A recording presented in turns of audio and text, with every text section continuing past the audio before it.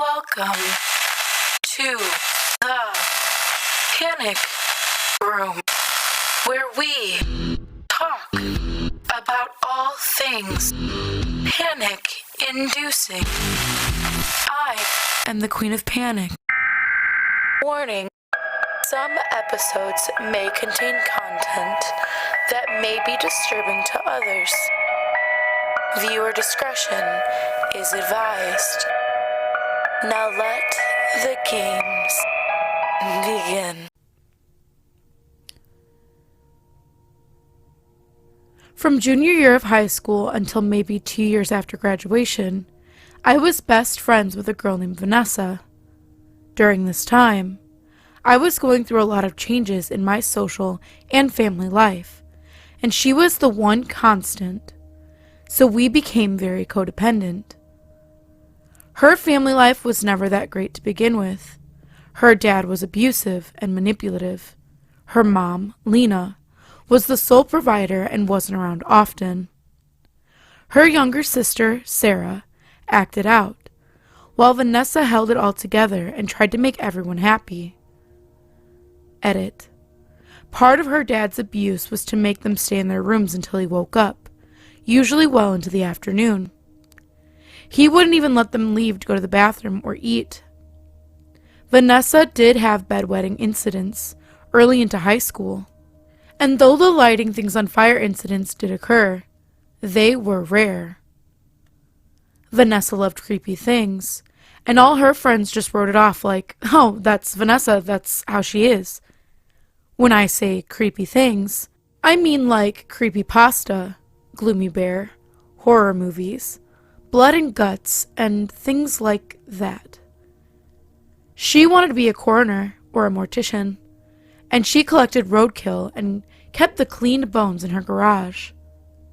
It's hard for me to put all this into terms that people who don't know her would understand, but ones like scene or emo or fake edgy bitch would be incorrect. My friends group all grew up pretty sheltered. So as adults, we rebelled against like any normal kids would, by talking about getting into BDSM or other taboo things. Vanessa was into BDSM, specifically the inflicting pain sadistic side. She was always on the edgier side, but again, we all just wrote it off like, that's Vanessa being Vanessa. Edit. June 29th, 2020. When she was 18, she dated this boy from our school who was 14. It raised a couple of flags for us. Not for the parents, though. This kid was mature for his age, but they were being intimate, and that's a 4-year age difference. They didn't date for very long, and we were all glad when it was over. At one point, she admitted to being attracted to the idea of dead people. Like, she said she wanted to have sex with a dead person. I have no idea how this wasn't an immediate red flag, but again, we all just shrugged it off. We'll get back to this later. She also had this habit of collecting animals. From what I remember, the most she had at once was 2 dogs, a cat, 2 hedgehogs, 2 snakes, 2 birds, a gecko, a couple of fish, 3 rats, 4 mice, and 2 axolotls. For those of you who don't want to do the math, that's at least 20 fucking pets in a house in the suburbs. Around the time that we both turned 19 to 20, Vanessa's mom, Lena, finally kicked her dad out and divorced him. It was a painfully slow process, and Lena forced her daughters to play nice with their dad to try and make everything easier. All it did, really, was suppress their anger and build up resentment towards Lena. I remember Vanessa ranting about how she just hated both her parents, and she just wanted her dad to leave and be gone. Soon after her dad left, Vanessa's cousin on her mom's side, Jim, came to stay with them while in college. Now Jim was a fucking creep. He had issues with hypersexuality and had no idea what boundaries were.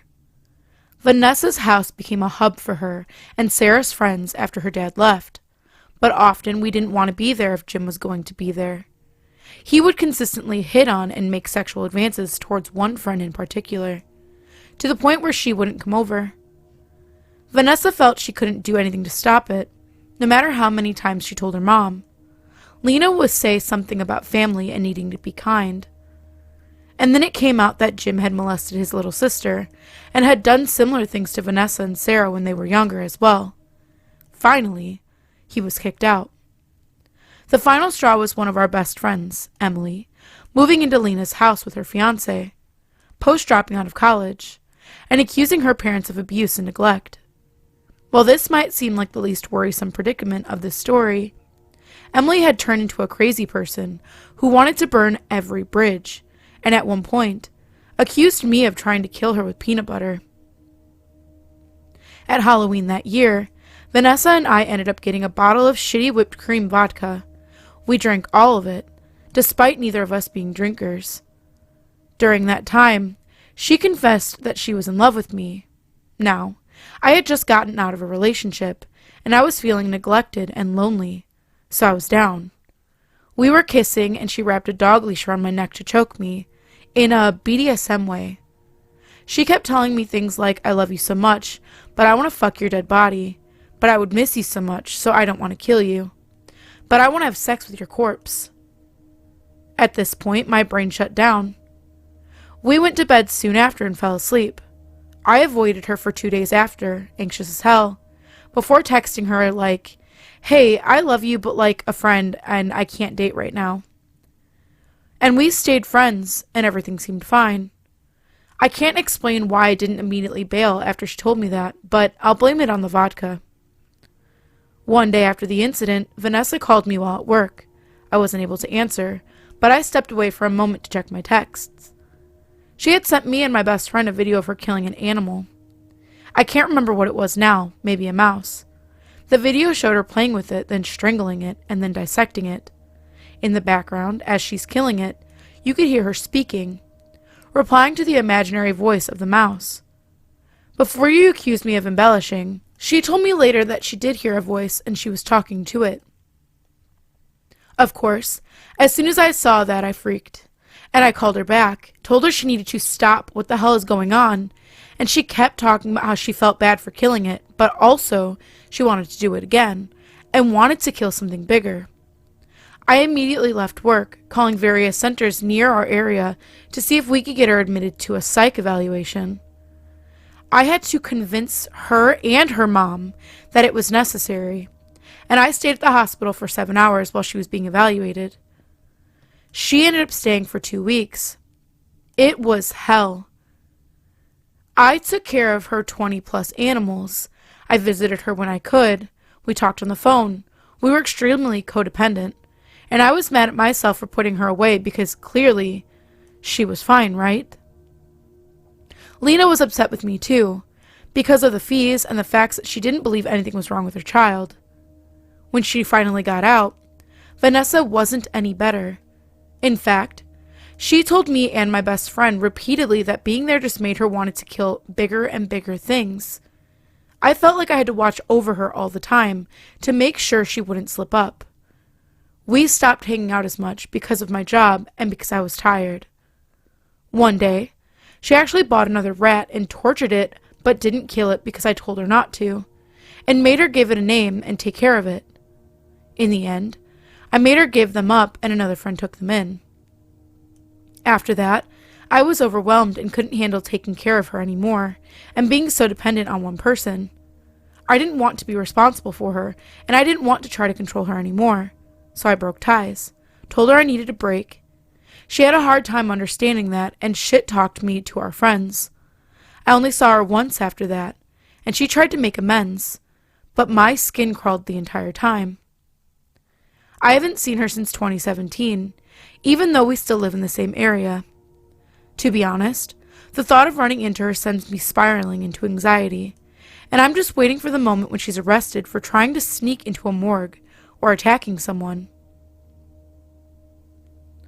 Sort of an update.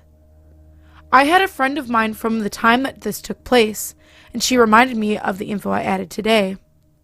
I just wanted to thank everyone for being kind and supportive and basically validating everything I've been dealing with for the past few years. As far as I know, it's been too long since then for me to report it, and I don't have any video or physical evidence except for her being at the mental health facility for 2 weeks. Please let me know if I'm wrong, though. Honestly, I still have a lot of trauma from it. It's very isolating and completely fucked with my head. That being said, I'd appreciate it if you guys didn't continue to talk about how you have the same urges and thoughts as Vanessa. No matter what you think, please understand that this is not normal. This is something you should seek help for and not act upon. I understand that it could be easier said than done, but consider, if you can, the effects on those around you.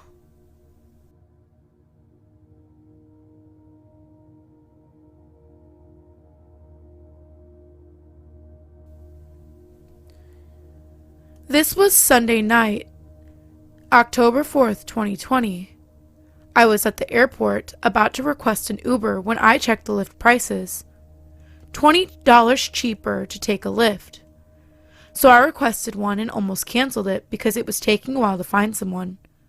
When eventually a driver was found, pretty much as soon as I entered the car and we started driving, he saw where I lived and started talking about murdering people, especially those on bikes, in the city that I live. It wasn't just a one-off line either. He kept going on and on about it, how he'd get the cold sweats afterwards, and decided he didn't want to feel that, so he'd try not to. During this, I'm texting my boyfriend because this dude is just making me feel super weird. I wasn't really trying to converse with him, so all of this was unsolicited information. Then he was saying how he was going to do a haunted house and make it seem super lame, and like it was over, and then once you leave when you thought you were safe, he'd get you. I asked him, "How would you do that? Because I feel like a lot of people are really aware of their surroundings, and I would definitely see you coming." Then he said, "You'll never know. I might just get you tonight." I laughed and said, "I don't think so," as he's literally pulling up to my apartment. When we parked, he just kept talking, so I'm like, "Okay, bye."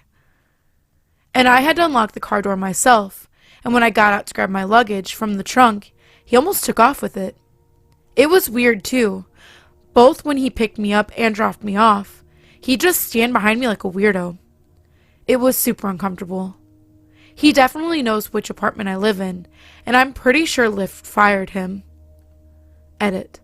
It's been a few weeks and I haven't seen him or his car hanging around my place, even once. We'll continue to keep an eye out for him though.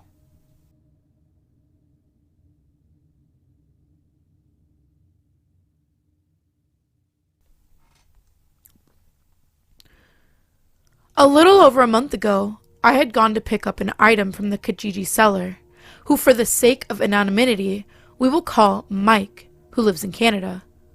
We exchanged a few messages regarding pickup, and he was dead set on meeting just outside his house. He wouldn't budge on it, and said word for word, "If not specific place here, then I am done here." He seemed to have quite a stubborn and aggressive temper right off the bat, so I was hesitant to even meet him. But the item I was looking for was something that was sold out online everywhere, so the fact that I found it for sale for much cheaper than its original price won me over. It turns out my gut instinct was right from the start, because when I went to do the pickup, it just got worse. He told me he liked to kill and skin animals for fun. He tried to bribe me into his apartment, or to walk me back to where I was headed. He was asking where I live in high detail, and at one point, he even tried to put his hands on me, but I took a step back and stood my ground. He was asking a lot of really personal questions, and quite frankly, creepy questions. And though I didn't answer them in the ways he probably expected me to, I just tried to act polite and not upset him any further, as in the messages he was saying that he was angry and had a horrible day.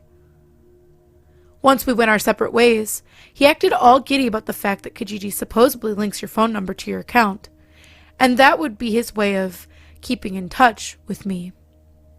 Needless to say, I've blocked his account on Kijiji, as he seems to have a really dodgy and sketchy character. He looked miserable and upset when I said I didn't use social media, which truthfully I don't. But he was desperate to stay in contact with me somehow. Keep in mind, this man looked to be bald and in his later 30s to 40s. Slim build, white dude who claimed to have some super attractive wife that he met on plentyoffish.com. Yeah, creepy. I was tempted to file a report against him to police, but because he technically didn't do anything, I found that it was pointless to do so.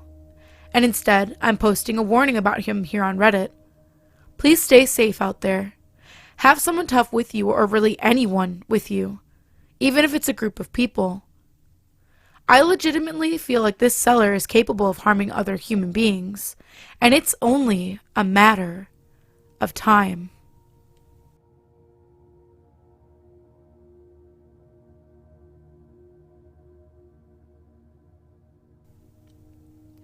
So today has been a particularly slow day at work, and I've been killing time reading these stories.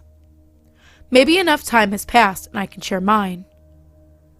I had this friend who was really into the occult.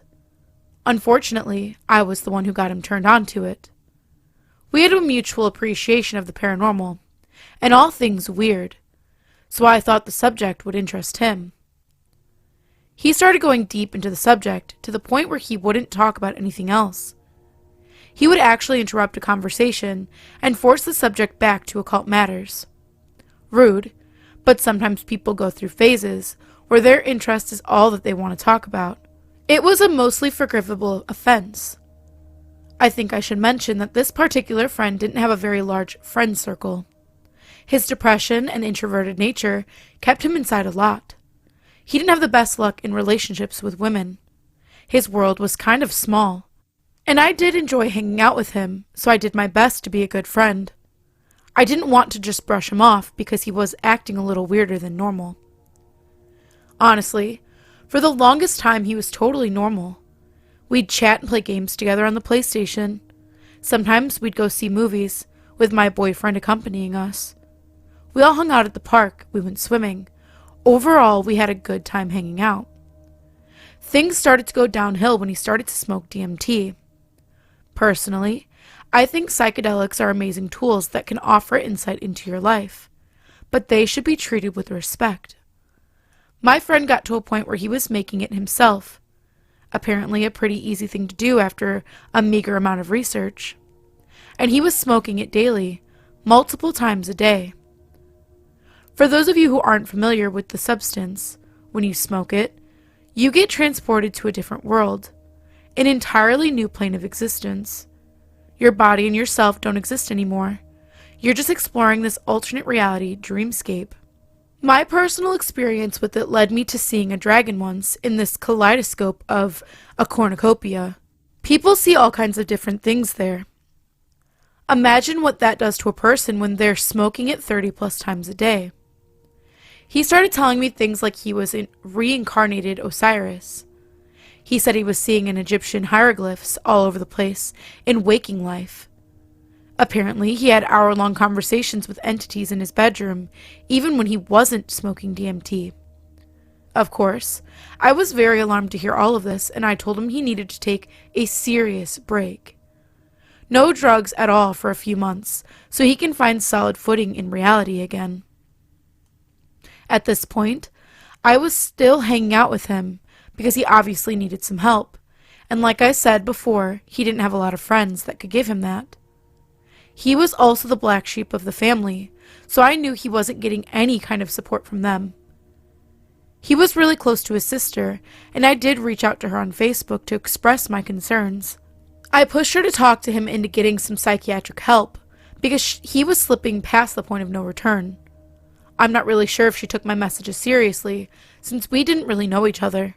Plus, she is at least 6 years younger than us, and possibly didn't grasp how serious the situation was becoming.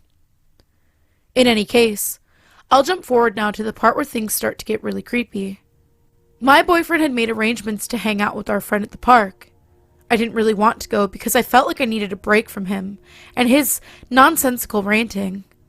I just couldn't deal with it on that particular day. My boyfriend said he wasn't all that bad and we went anyway. We get to the park and he's his usual self, ranting about Egypt and made up gods that only he knew the truth about, etc. He also had this huge hunting knife that he kept fiddling with the whole time that we were on a walk. He told us that he had been using it in a ceremonial magic and that it helped to banish negative thoughts. It made me extremely uneasy. He would do this thing where he would take the knife and make stabbing motions near his heart or head, like he was mock stabbing himself, all while holding on a conversation with me or my boyfriend. I think we were both really on edge and didn't know how or what to say or to do about it.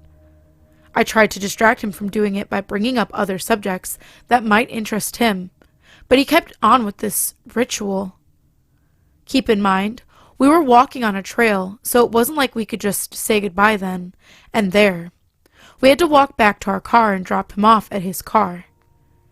My boyfriend had the bright idea that we should get some lunch after our walk, even though I was doing my best to give him a look that said, "No, you crazy fuck. Why do you think that I want to spend any more time with this nut?" But it must not have been very effective, or my boyfriend was ignoring it. Not sure. Either way, we ended up getting in the car to go get lunch. In the car, I was driving. My boyfriend was in the passenger seat, and our weirdo friend was in the back. As we're heading through a busy part of town, where all the shopping and restaurants are, I heard the distinctive sound of a belt buckle coming undone. Then I hear the worst sound imaginable. I peek out the corner of my eye, and my suspicions were confirmed. This crazy fucker was full-on jacking off in our back seat. I mean, pants all the way down, bare ass on the seat, beating it so hard like he was wanting to rip it off. Instantly, I felt sick to my stomach, and all the nervous energy I had throughout the day popped up into my head. I was trying not to shake, and ignoring it and driving through heavy traffic. I kind of had a freeze response, I guess. The whole time I kept thinking about that huge-ass knife he had in his pocket, and obviously he was completely off his rocker now. I was afraid to say anything or confront him because I didn't know how he's going to react. This part is nuts. But my boyfriend didn't fucking seem to notice, and the whole time he kept rambling on about God knows what. I couldn't listen because my thoughts were 100% focused on driving and trying to act like I didn't know what was going on in my back seat. When we get to the restaurant and my boyfriend runs inside to grab food, I'm left alone in the car with our friend, and I try to act like I'm browsing on my phone, when really I'm watching and listening as hard as I can. We don't talk. My boyfriend gets back, and I complain that I'm tired and it's been a long day. Let's drop him off, etc. So I drive us back to our friend's car, and he doesn't get out of our vehicle. He just sits there. I have to get a little bit rude and ask him to please get out and go home. He gets out of our car and walks over to his passenger side. I start getting really scared, and I suspect the worst. He pulled a gun out of some bag that he had on his seat, and he just walks over to our car with it. I don't know why the fuck I did this, but I was so pissed off I just got out of my car and walked right up to him. I was maybe 3 foot away and could see it was a loaded 9mm. I just kept asking him over and over, "What are you doing?" Because apparently that's all my brain could think to do. I told him to get in his car and go home. He never said anything during this whole time, just kind of cried and had a wild look in his eye. For whatever reason, he got back into his car and drove off. I told my boyfriend obviously we are never hanging out with him again, and that I didn't even want to talk to him anymore. No contact. Nada. A few months pass, and he occasionally messages me through the PlayStation or texts my phone. He says a lot of random stuff, and I just ignore it. It turns out he moved down to Tennessee near Nashville. I don't know why. He had a roommate, and I think their girlfriend lived there. I'm not really sure about the situation. I think maybe he's turning his life around and trying to get a fresh start down there. I think it's best to cut all contact and let him regroup. I'm not interested in any kind of friendship with him, and I know he needed help beyond what I could offer. Again, I reached out to his sister and let her know he had a gun. She managed to get it from him somehow, but it did little good in the end. I get a call around 11 p.m. one night that wakes me up. It's a man claiming he's a detective down in Gatlin, Tennessee, and my heart skips a beat. I start sweating and immediately ask what happened. Apparently, my former friend stabbed someone to death on Halloween Day.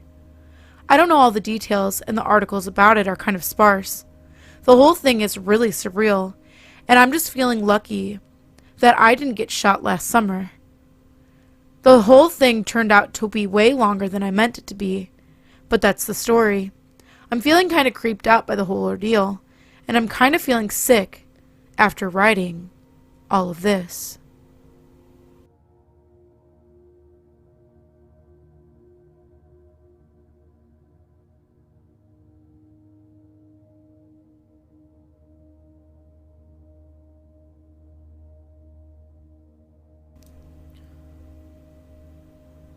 At the time when this story began, I could never have imagined where it would lead.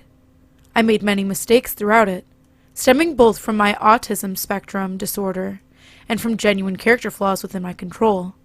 But I've come out of it wiser, and aware that if I'm not careful, I'll again be preyed on by people like the guy I've encountered.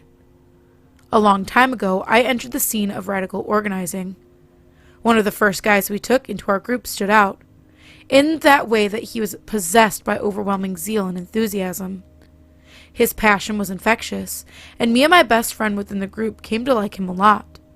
He was the most charismatic person we had ever seen, always cracking jokes, making speeches that reflected our beliefs, and telling interesting stories about his past.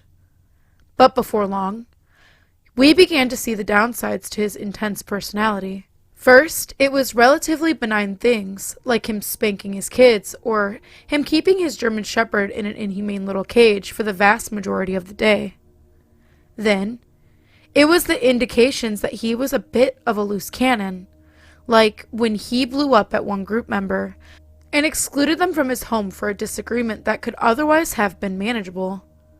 Then, it was weird quirks, like him telling the same prison, gang, and fight stories 5 times over in an attempt to make us view him as a macho badass.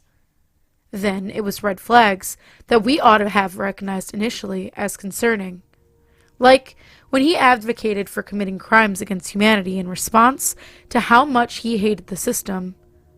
He once took me for a ride in his truck and casually said he hopes for nuclear missiles to drop on the United States, just so that he can see a real change in this country.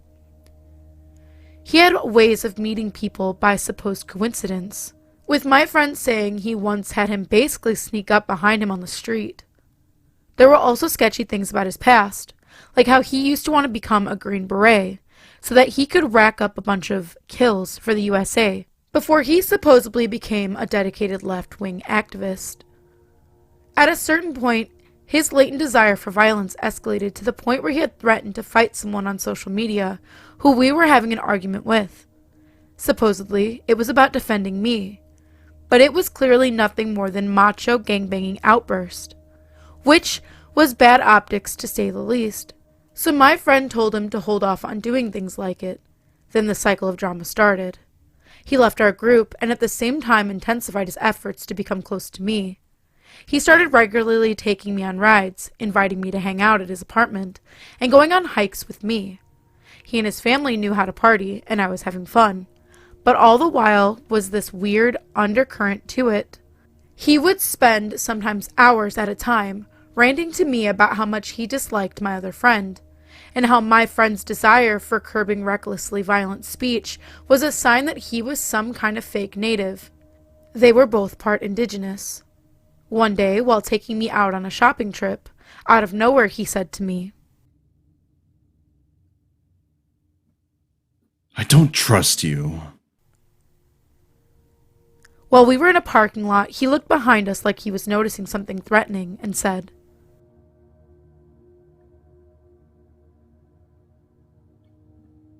My spidey senses are tingling.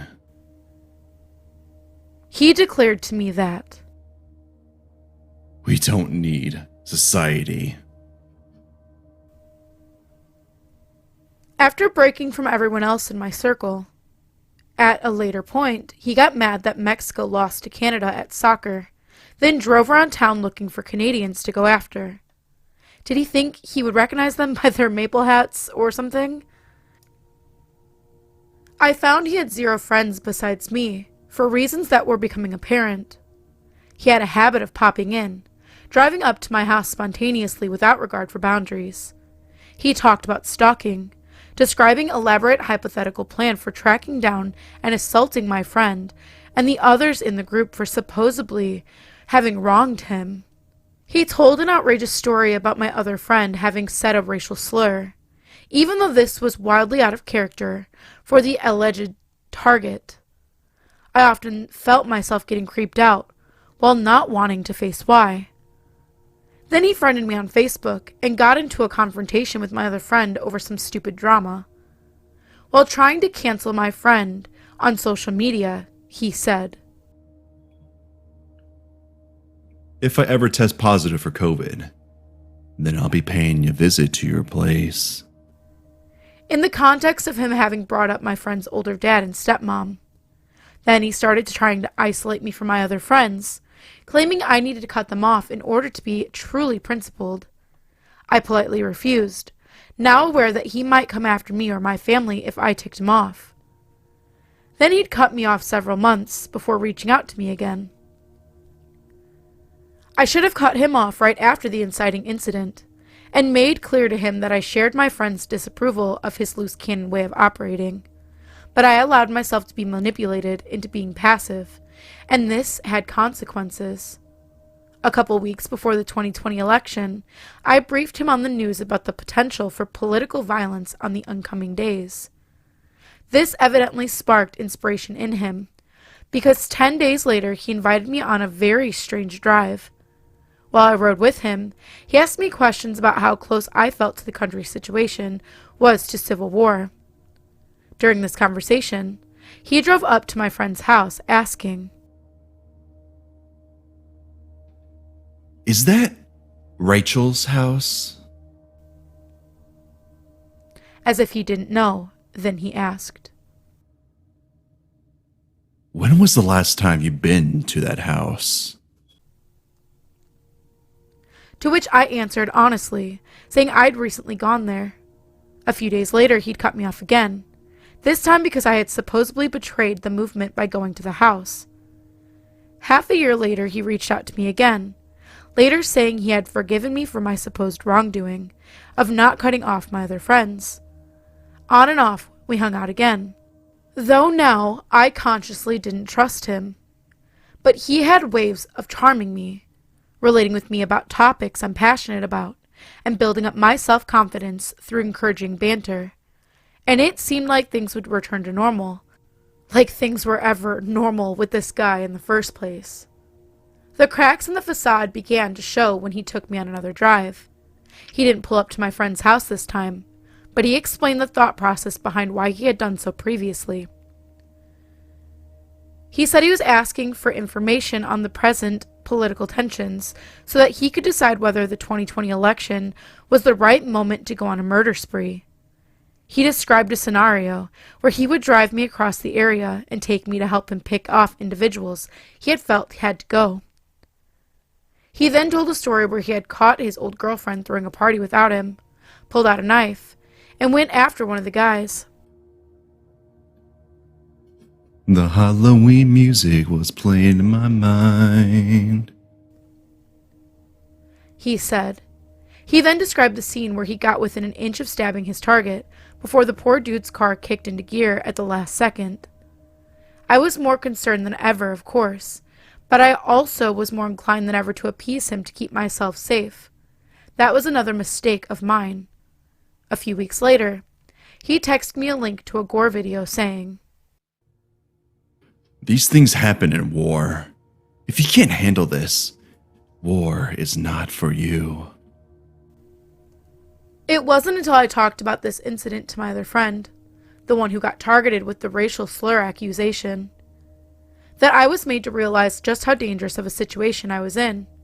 According to my friend, those kinds of videos are extremely illegal. a claim that I found was mistaken upon further research when it comes to the specific kind of content this guy shared, but that nonetheless shook me in the moment. And as my friend concluded, these attempts to pull me into destructive acts wouldn't end here. Sure enough, the guy at one point basically described how he would screw me over, saying, "If you and I ever go to prison for beating up someone, the Nazis will be trying to recruit you." I've since cut him off, which was as easy as finally making it clear that I did not appreciate the way that he had defended me by threatening violence against someone in a sensitive public context. I said to him that I'm capable of defending myself, which applies to my current situation, where I'll likely have to pepper spray him if I ever meet him out and about. While freaking out at me, he demanded that I clear his name. But there's nothing I could ever say that will clear his name at this point.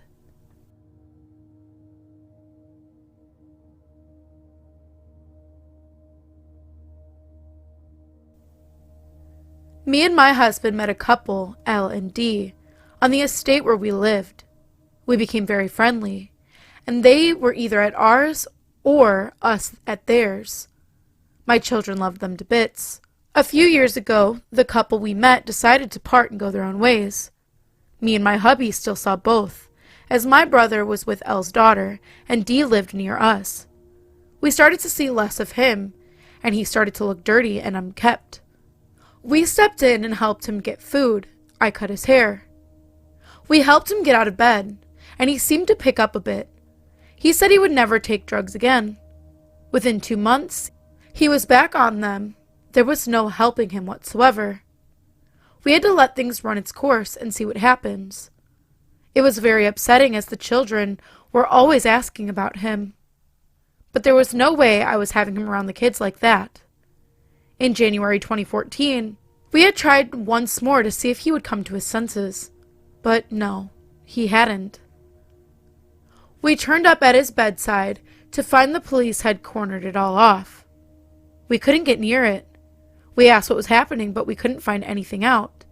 We went and waited at the police station to talk to someone, as we didn't know if something had happened to him, whether he was dead or alive, whether he'd been attacked. They just told us they can't tell us anything as we were not family. Over the next few days, it was all in the news and the newspapers. Let's just say Elle was very lucky to get out when she did. D had only gone and murdered a poor disabled man, stabbed him 43 times in his head, neck, chest, abdomen, and back, with 2 wounds severing the jugular vein. The knife blade snapped inside of him, but D took it out, so he could get rid of the evidence.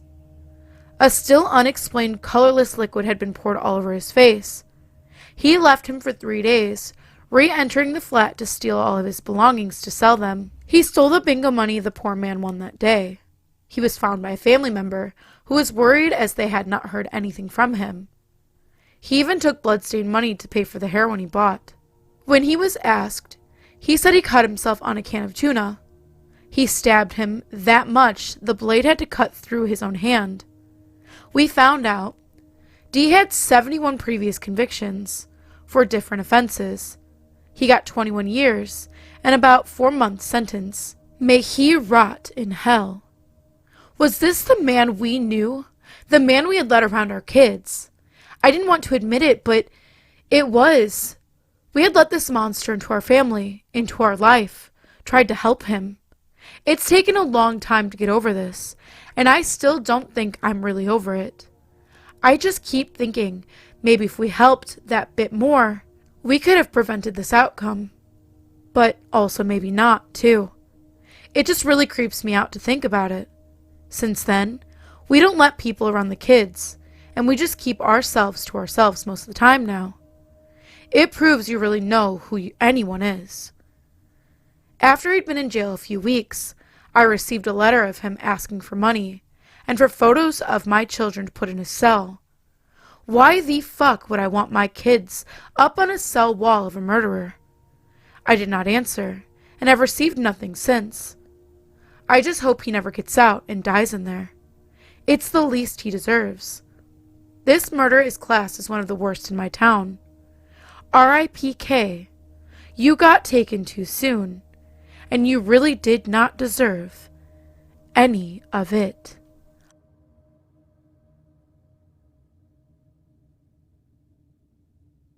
I had gotten out of an 8-year abusive relationship and met someone on a popular online dating app. To be honest, I wasn't looking for anything serious, just someone to go watch a movie or have a drink with every now and then. I had 2 boys and was happy and living peacefully on my own after going through hell. So I met this guy who was just a couple years older than me, and he had turned his life around. When he was younger, he used to be in gangs and drugs, and now he was into working out and staying really fit and doing family stuff. I guess you could say I felt protected by him.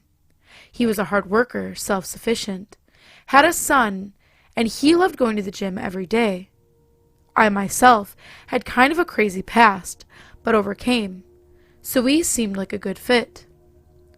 We would go to dinner, movies, normal dating stuff, but he eventually wanted to spend more and more time together, and I was having trouble giving up my free time for him. And he would get angry about this. Like, really angry. After being with the controlling, possessive asshole for so long, this was obviously a red flag. And after 3 months, I told him I didn't want to see him anymore. He said he needed to confess something to me. He admitted to me that he was using steroids, and that was the reason for his mood swings. He cried, and said he was sure that was the reason, and was willing to stop if it meant he could have another chance. I obliged, but only under the condition that we remain friends. Things were okay for a while. We saw each other maybe every other week, and he started wanting to see me every week. To which I told him that I was not interested in being anything other than friends at the moment, since I was not ready for a relationship. He tried to talk me into giving him another chance, but I just didn't find myself interested in him in a romantic way, so I insisted that we were just friends. I stopped talking to him because I got mad at his insistence that we still talk every day, since he said that's what friends do. He would always ask about my whereabouts and ask for pictures of who I was hanging out with. And I told him that this is not what friends do, and he just insisted that he was just innocently trying to see what I was up to. Fast forward 6 months later, and I hadn't spoken to him at all within that time. I was happy and living my life. And on one particular night when my youngest son was at his dad's, I went out to a local bar with friends. My oldest son was 13 at the time, and was home alone, so I left a little early to make it home around 10 p.m. I laid down in bed and go to sleep. So a little info on my living situation. I had been living in a condo for almost a year now, and we lived in a great, safe community, and I would leave my patio sliding glass door open, screen closed, to get a breeze in at night. No biggie. My bedroom was close to the patio, and my son would sleep in the loft that was closest to the front door. I'm dead asleep when I suddenly feel someone slowly sit on my bed. I'm laying in bed wondering why my son would come sit on my bed so slowly. He wouldn't. I turn around and it's not him. It's Mario, not his real name, laying down in bed next to me. I sit up and ask how he got in. He's not answering me. He says, I need to talk to you.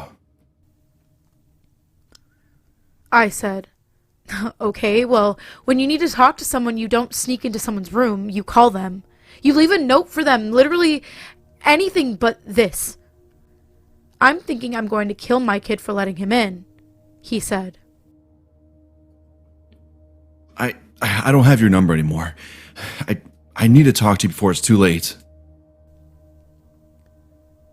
I didn't even entertain the before it's too late bit because I was livid, but something told me to keep my cool. I sit up and say, look, I really want to talk to you too, but not like this. Please, just leave, and I promise we'll talk tomorrow. Call me tomorrow. He gets up and walks over to my side of the bed and starts rubbing my shoulders and is slowly making his way to my neck. He says, Do you really want to talk? I look him in the eyes and say, "Yes, I've been wanting to talk to you, but not like this. Please call me tomorrow." He stares at me while rubbing my neck and goes down to my shoulders and says, "Okay." This motherfucker proceeds to exit through the patio door, jumps my patio wall, which tells me that that's exactly how he got in. I freak the fuck out, check on my kid. He had no idea what was going on. Locked all my doors, and I don't sleep the rest of the night. The next day I text him, and I tell him that if I ever see him near me or in my complex, I will call the police, and to never contact me again. If you're wondering why I didn't call the cops to begin with, I knew he had a gun, so I was scared of being retaliated against for being a snitch. And I figured if I called the cops, they would probably not do much, or just let him out, and I was afraid of what he would do after the fact. Either way, he left me alone, and I didn't hear from him for years. 4 years later, I'm going through Facebook, and I see his face in People You May Know. I click on the picture, and notice that it looks like a jail picture. You know, those pictures where the guy is clearly in a jail cell. I scroll down the page, and his most recent post is him posting his address for his family members to write to, a prison address. So I Google his name, and sure enough, articles after articles, all with the same headline. Man arrested on suspicion of killing girlfriend. About 2 years after him and I dated, he shot and killed the girl he was dating. That could have been me. And I feel like shit thinking if there was anything I could have done to stop him. Even scarier, though, is that he only got 12 years in prison for her murder.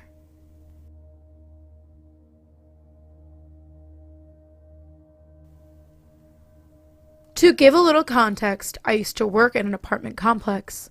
As a result, I've had my fair share of creepy encounters. Most residents keep to themselves and don't cause issues, probably about 95%, but the other 5% took up almost all of my time. Isaac was one of the 5%.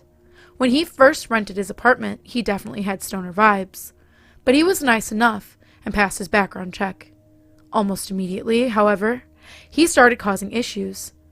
The lady next door complained she could smell his smoke constantly. The guy downstairs complained he could hear his stereo all hours of the day and night. Another resident accused him of following him home one night. The police were regularly there, breaking up fights with him and his girlfriends. We caught him hiding 2 large dogs in his apartment, and he regularly let them run loose, which ultimately resulted in another dog and 2 people getting attacked. He accidentally discharged a gun in his apartment once. Needless to say, he caused a lot of issues. At first, he was very apologetic and said he would make an effort to remedy the problems, but things kept getting worse, and after a year of weekly calls and notices from the office, he eventually became standoffish. One morning, I received a call from Isaac letting me know he'd broken up with one of his girls, and she wouldn't leave the apartment. He asked me to personally come up and remove her. I'm a small woman, so even if I wanted to take the risk, I physically wouldn't be capable of wrestling an angry woman out of his apartment. I suggested he call the police. He then asked if I could make the maintenance man come up and remove her. I offered to call the police on his behalf, but Isaac said he didn't want to involve them and hung up. A few hours later, Isaac came down to the office with a jump drive and said he needed to print out a 50-plus page document. Residents weren't technically allowed to use our office printer, but on a rare occasion someone asked to. I usually didn't say no. It was an easy way to build good rapport. But between Isaac becoming such a problem tenant and how large his document was, I told him I couldn't print his document.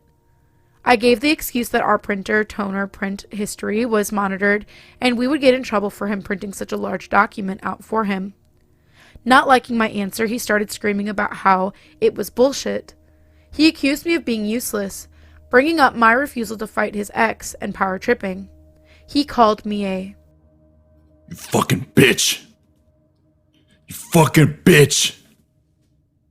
multiple times and said someone needed to bring me down a peg. I was pretty over him at this point and told him that if he was going to behave like a child that he needed to leave. He told me I couldn't make him. Bluntly, I told him to leave or I would call the police and have him removed.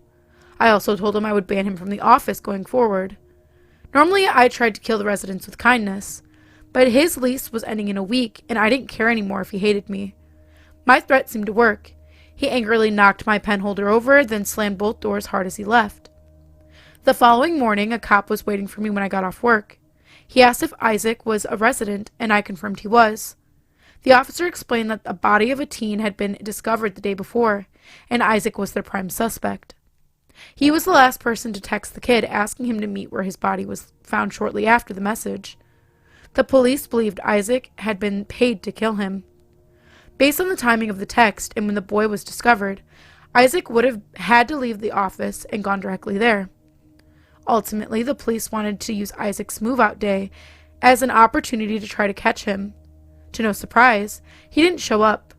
When I walked into his apartment to inspect damage, there was a lot. I found a bank receipt from the day of the murder. Someone had wired him $17,000. I thankfully never saw Isaac again. He was caught in another country a few months later and is now in prison.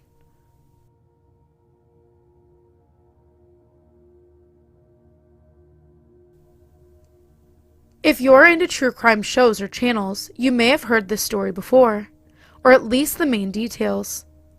I've seen it covered in several myself. Here's some context. This event happened 11 years ago. I had just turned 18 and moved to Orange County, California. I moved into an apartment complex near the community college I was attending, so a bunch of younger people around my age lived there. I didn't know a single person in California, so I would take an opportunity to socialize and meet new people. A big gathering place at the complex was at the main pool, where people would drink and relax in the sun. Over the first few months, I would meet a bunch of people while hanging out at the pool. I never got super close to any of them, but I would see these same people several days a week. We would often go back to each other's apartments after the pool to drink or smoke some more. It was a really mellow and fun environment. 3 people I would see all the time were Sarah, Mike, and John. One day after hanging out at the pool, Sarah, my girlfriend, and I went back to my apartment. The 3 of us smoked and Sarah went back home. Regular day.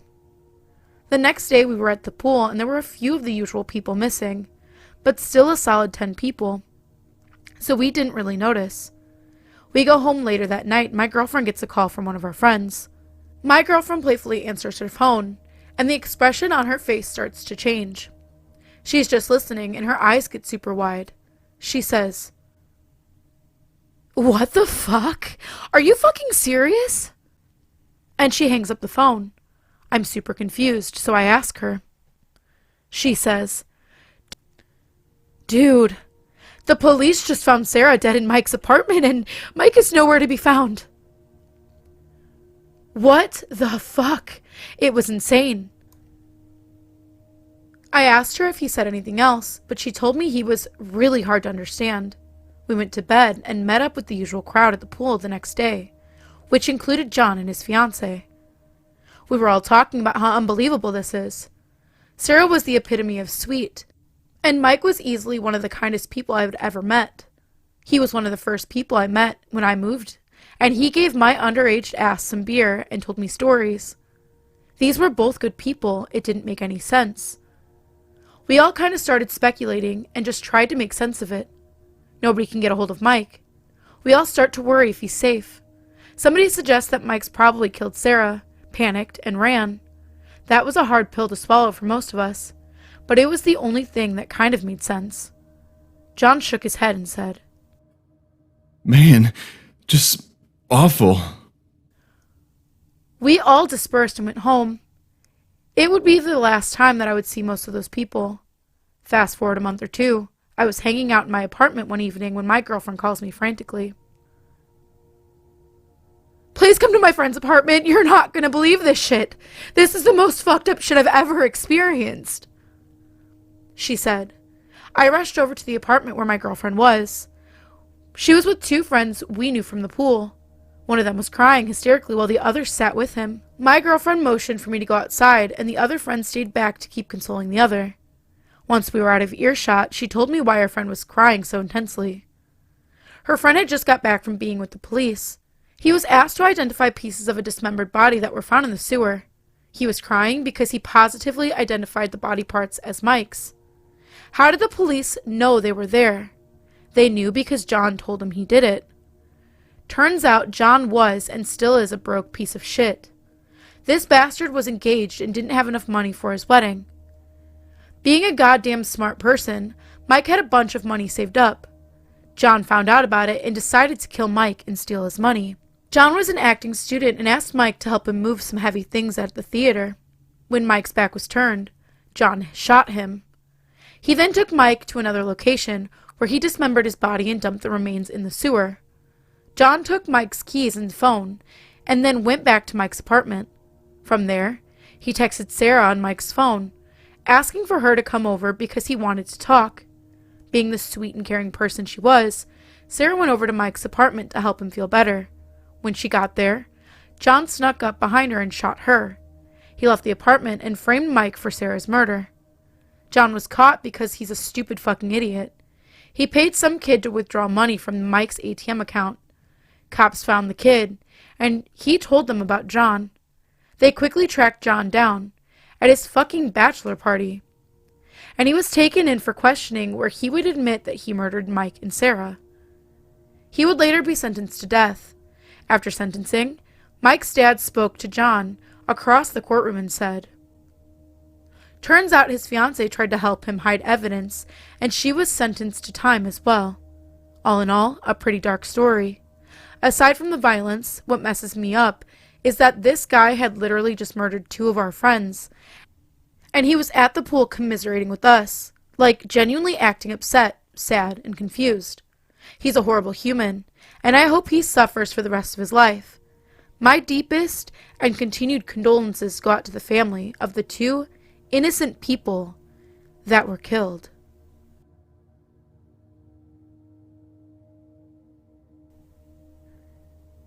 So, I live in Alabama, and right now we're having a moment. About a month ago, a woman walking her dog in or near Piedmont Park, Atlanta Central Park, was stabbed and mutilated along with her pit bull. The brutality shocked the city to its core and has everyone on edge. Add to that, another young woman was followed home from a gas station after leaving work as a bartender and was kidnapped, then murdered. This means we have a bunch of scared women in the city, too busy to hate. Anyway, I work very close to the park where the woman and her dog were killed, and I have been extra careful since it happened. Last night I was working alone, and I had scheduled a new client for a 5 p.m. appointment, thinking I'd be done by 7:15 the latest. However, she needed some extra work done, so it was after 8:30 by the time I walked her outside to her car.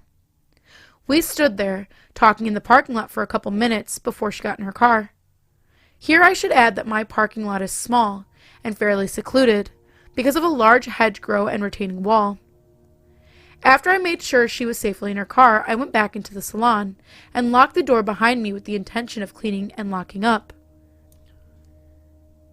I was inside for less than 10 seconds before I turned around and saw a man pulling on the door.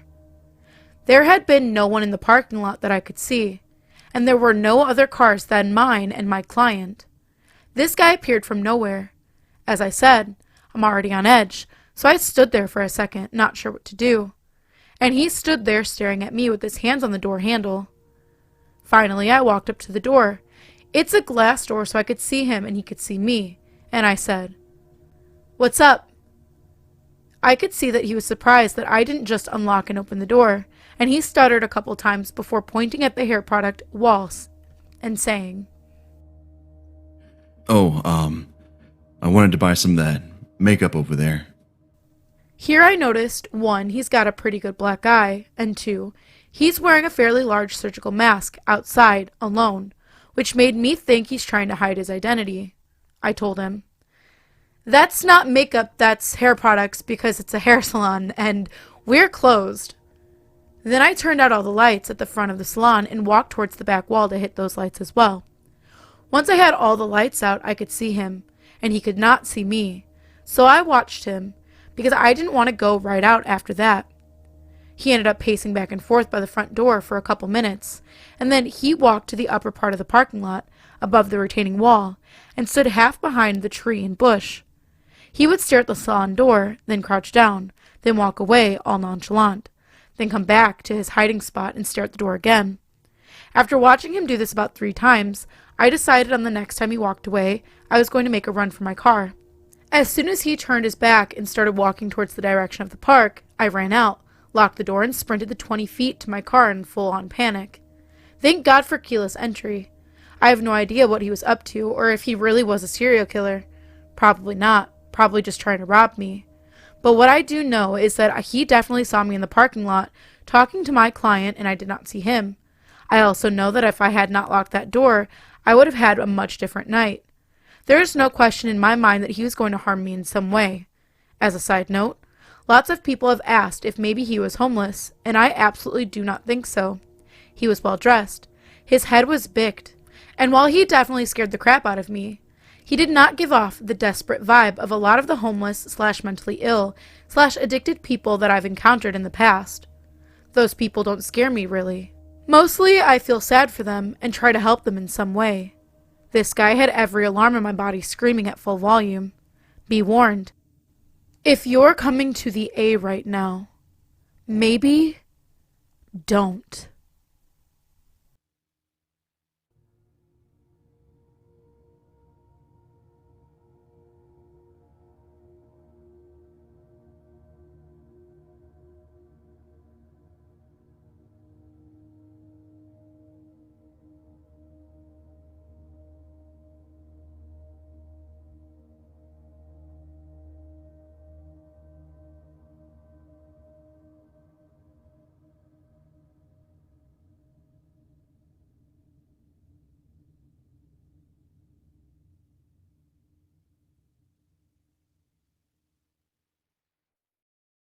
If you have any stories that you would like to see narrated here on the channel, please go into the subreddit and submit them there.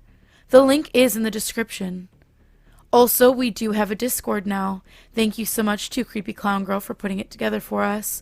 You can come hang out with me and other narrators and get the party started, get spooky with us.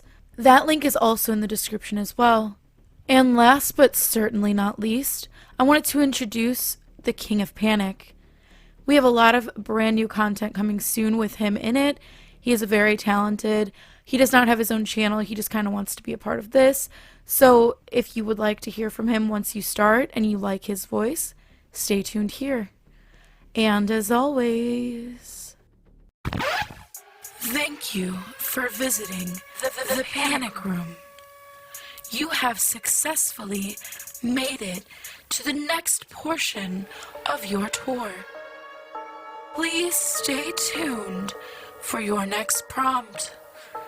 Click the like button and subscribe to receive notifications for when the next portion of your tour is ready to join. Thank you for watching. Don't let the panic drown you.